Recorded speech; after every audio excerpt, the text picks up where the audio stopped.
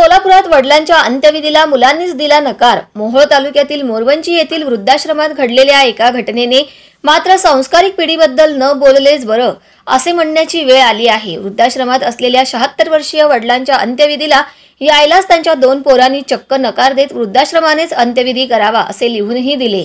याबाबत अधिक माहिती अशी की मोहोळ तालुक्यातील मोरवंची येथे असलेल्या वृद्धाश्रमात एका वर्षापूर्वी कौटुंबिक कलहामुळे घराबाहेर काढलेल्या वयोवृद्ध आजोबांना ग्रामस्थांनी आणून सोडले होते। वर्षभरामध्ये अनेक शारीरिक व्याधींचा सामना करत आजोबा कसेबसे राहिले।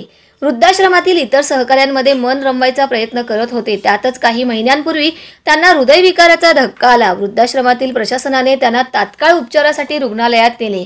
त्यावेळी त्यांच्या दोन्ही मुलांना याबाबतची माहिती देण्यात आली। माहिती देऊनही त्या आजोबांना पाहायला कोणी गेले नाहीत।